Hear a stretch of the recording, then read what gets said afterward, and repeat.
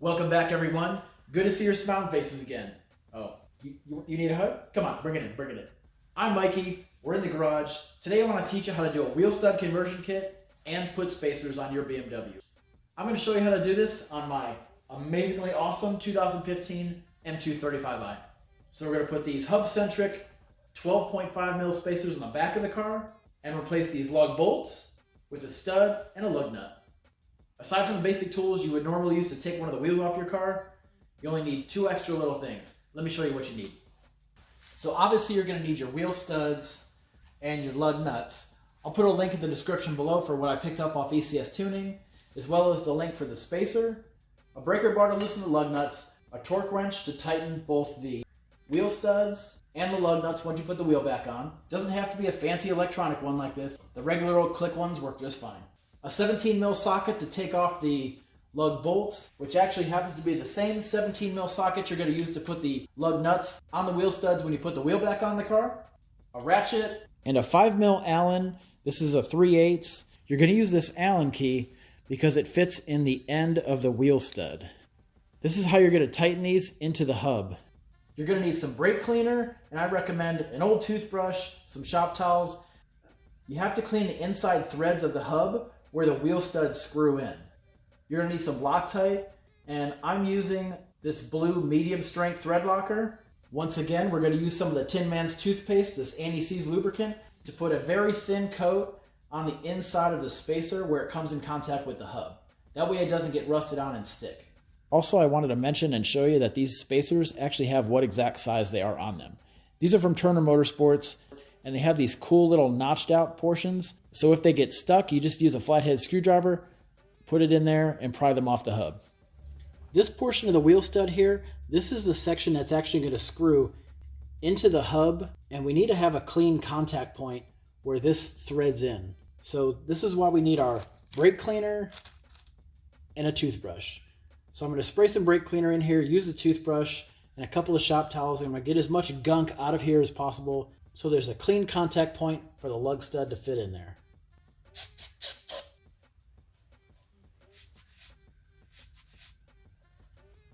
You also need to clean the threads that are on these wheel studs as well. Because of the manufacturing process and shipping and all that, they may have some kind of protective coating, so a little bit of brake cleaner, and wipe these off as well. Once you have the threads in the hub clean and the threads on the wheel studs clean, next, grab your Loctite, and you only need a little bit on there. It doesn't have to be a lot.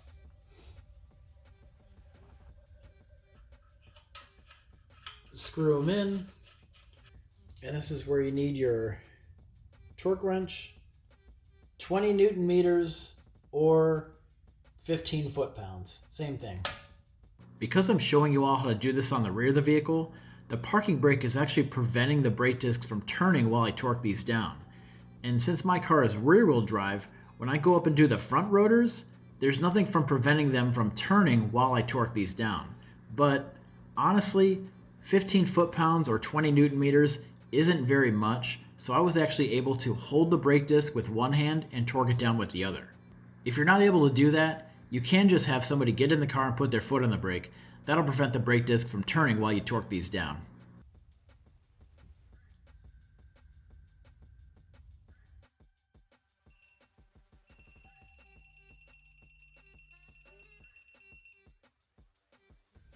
On to the next one.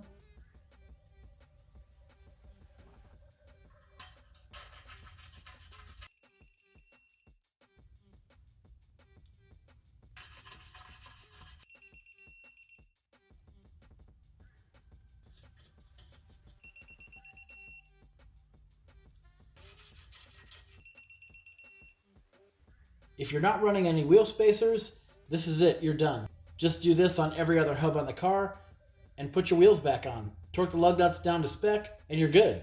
But since I'm running a wheel spacer, we have to put this on. This is where you're going to grab your anti-seize, mix it up a little because it does get settled, and apply a very, very thin coat to the inside of the wheel spacer where it comes in contact with the hub here. So I put a small dab on here, and I'm just going to spread this around. And I'm wearing gloves because this stuff gets everywhere. Whatever's left on my glove, I'm going to put a thin coat on the back side of this wheel spacer where it comes in contact with the brake disc. Now when I say thin coat, I mean a very thin coat. This may look like a lot, but this is all the same dab that I used initially when I put it on the inside here. Because this stuff goes a long way, you only need a little bit of it.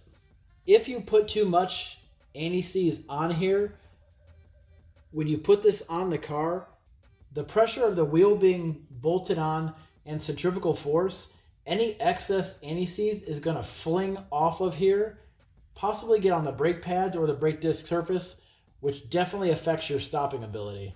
So please, a very, very thin coat of anti-seize. That's it. It doesn't matter if you're running a spacer or not. That end of the hub there that sticks through the brake disc, that needs to be clean and rust free. So if you have a lot of rust on yours, you can use either a wire brush or some sandpaper depending on how bad it is and clean it off. But it's actually a lot easier to do before you put the wheel studs back in. But just remember, doing all that scrubbing of the hub, you're just going to be pushing more gunk into the holes where the wheel studs are going to thread into.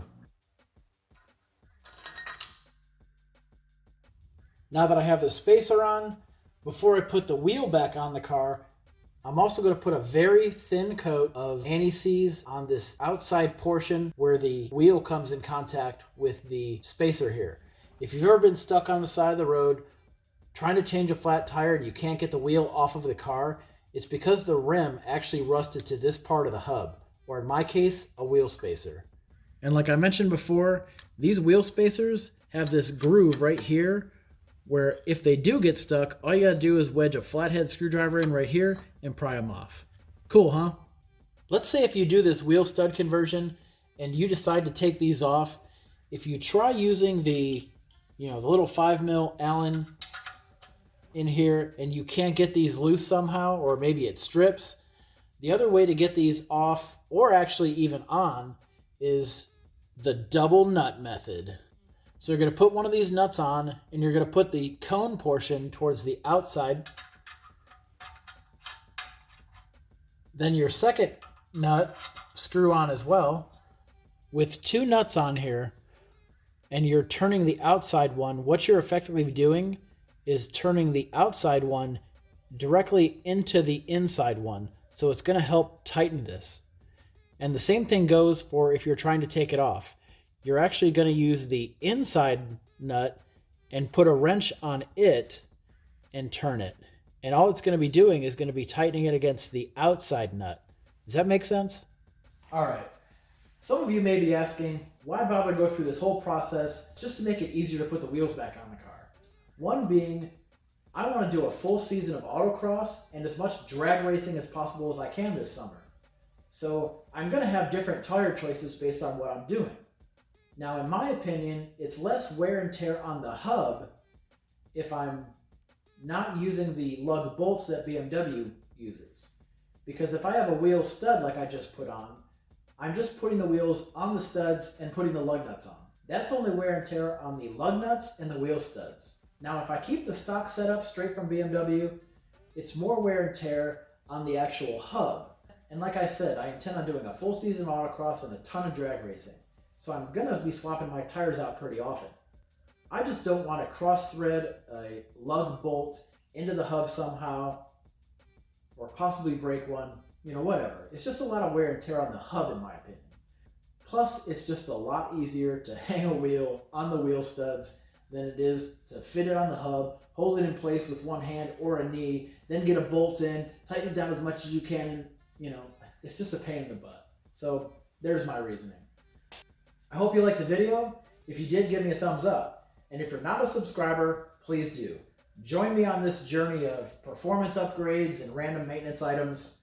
If you follow me on Instagram, you already know that I've got this Turner Motorsports intercooler. It's sitting right here in a box just staring at me. But I wanted to wait to do that because there's a couple things I'm going to do all at once. Just for ease of simplicity with the side of the engine bay that it's on. So I've ordered a downpipe and Go Fast Bits diverter valve upgrade. And I still have the turbo pipe that's sitting over there in a box. It's been there for like 6 months, sitting there waiting to be put on the car. But because of the tight space that's all in on the passenger side of the vehicle, I wanted to do all those things at once. It's just a lot easier. I will post separate videos for each of those items to teach you how to do it. And like I said, I want to do a full season of autocross, which will include some national tour stuff and some pro solos, which are so much fun. And like I said, I want to do some drag racing. There's a specific goal I have with my car and what I want to run in the quarter mile. And there's actually a BMW vehicle that is my goal. And it's not an M2. I hope you join me on this journey, and I'll see you in the next video. Cool? Later.